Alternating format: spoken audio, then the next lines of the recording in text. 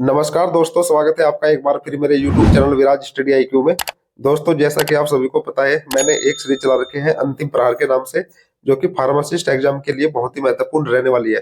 दोस्तों, इस सीरीज में आपको 30 क्वेश्चन देखने को मिलते हैं और हिंदी और अंग्रेजी में पहली बार आपको पूरे यूट्यूब चैनल पर यह क्वेश्चन देखने को मिल रहे हैं। ठीक है, ज्यादा देर ना करते दोस्तों, शुरू करते हैं पहले क्वेश्चन से।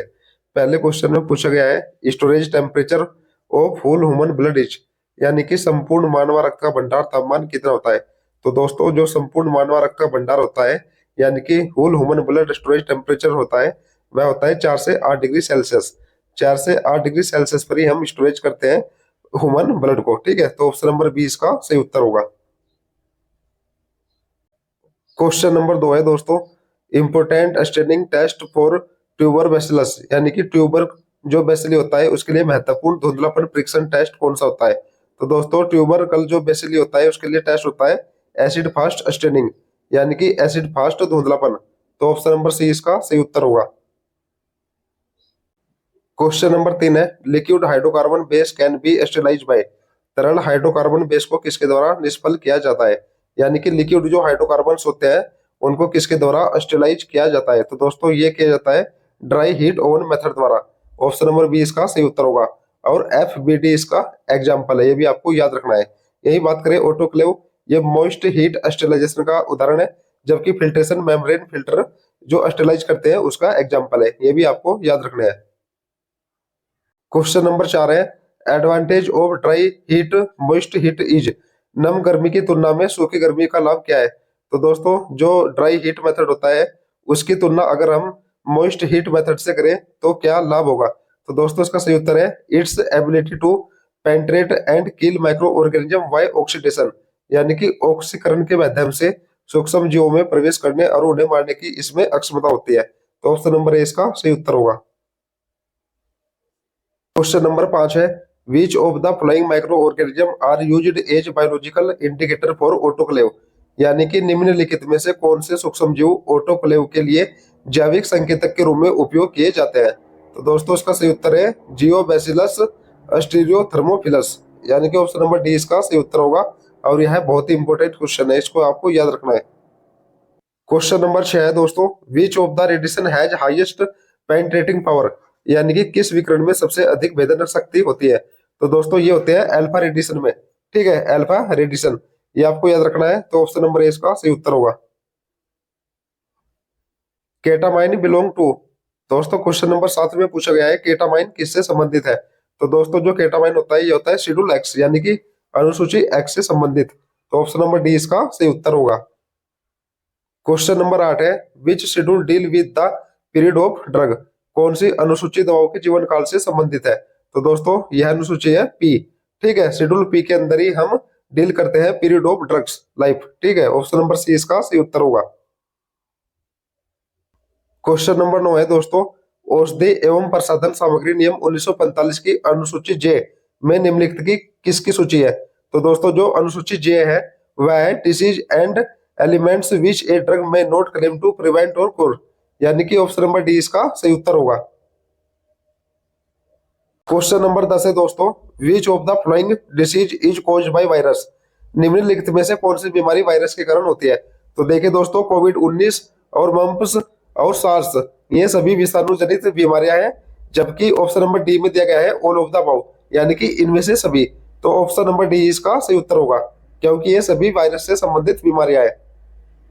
क्वेश्चन नंबर 11 है, which of the micro organism cause ulcer, कौन सा सूक्ष्म जीव अल्सर का कारण बनता है।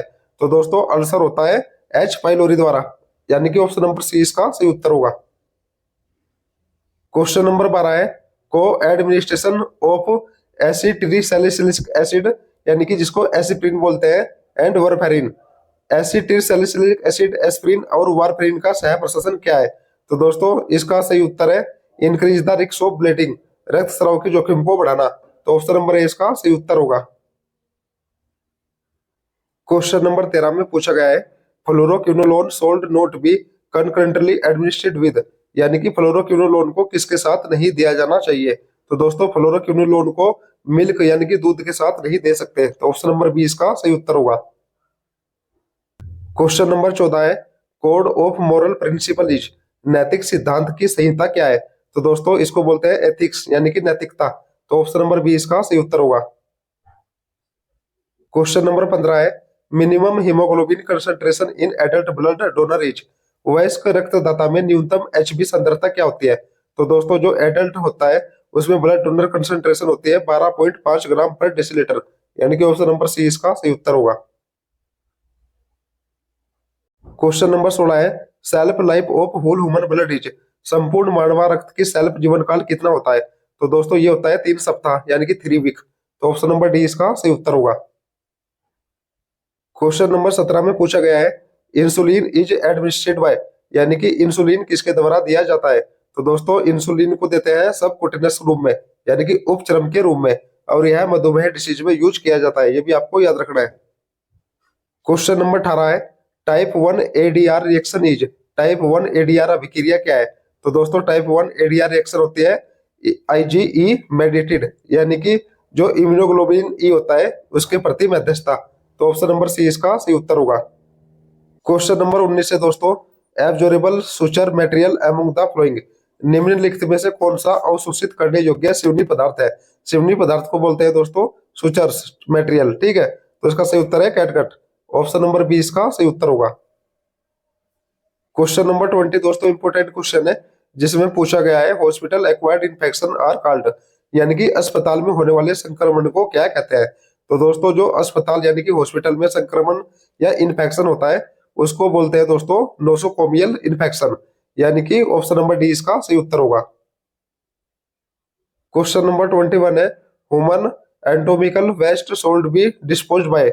मानव शरीर के अपशिष्ट का निपटान किस प्रकार किया जाना चाहिए? तो दोस्तों इसका सही उत्तर है भस्मीकरण द्वारा, यानी कि इंसिनरेशन द्वारा। तो ऑप्शन नंबर ए इसका सही उत्तर होगा। क्वेश्चन नंबर 22 है, in hospitals the oxygen tube for respiration contain oxygen and. अस्पताल में श्वसन के लिए ऑक्सीजन नलियों में ऑक्सीजन और क्या होता है?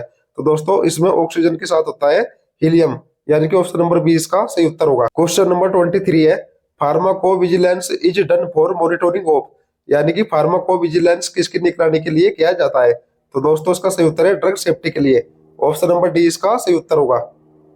क्वेश्चन नंबर 24 है दोस्तों, स्वास्थ्य सेवा प्रदाताओं और रोगियों से दवाओं के प्रतिकूल प्रभाव पर जानकारी एकत्र करने, निगरानी करने, शोध करने और आकलन करने और मूल्यांकन करने के विज्ञान को क्या कहा जाता है? तो दोस्तों इसको बोलते हैं फार्माकोविजिलेंस, यानी कि ऑप्शन नंबर बी इसका सही उत्तर होगा। क्वेश्चन नंबर 25 है, the valuable reference material which help medical and paramedical staff in evolution is.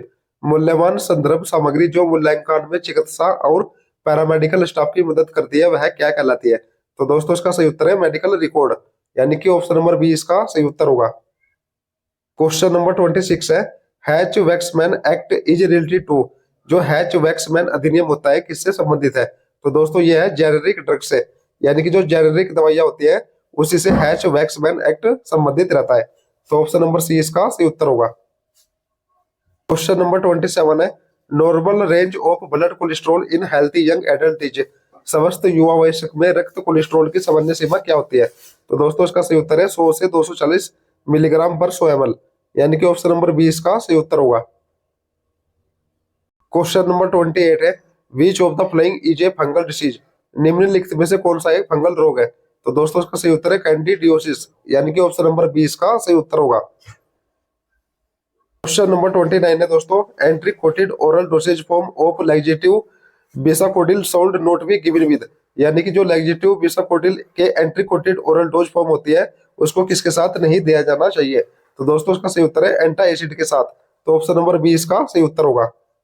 दोस्तों क्वेश्चन नंबर 30 इस सीरीज का लास्ट क्वेश्चन है, जिसमें पूछा गया है ओस्टोमी क्या है? तो दोस्तों जो ओस्टोमी होती है वह होती है ए surgical procedure for removal of part intestine and urinary tract, यानी कि आंत या मूत्र मार्ग के भाग को हटाने की शल्य प्रक्रिया को ही दोस्तों ओस्टोमी बोलते हैं। तो ऑप्शन नंबर सी इसका सही उत्तर होगा। तो दोस्तों ये थे टॉप 30 एमसीक्यू जो कि आने वाले फार्मासिस्ट एग्जाम में बहुत ही महत्वपूर्ण रहने वाले हैं। दोस्तों मिलते हैं नई वीडियो के साथ, तब तक के लिए जय हिंद दोस्तों।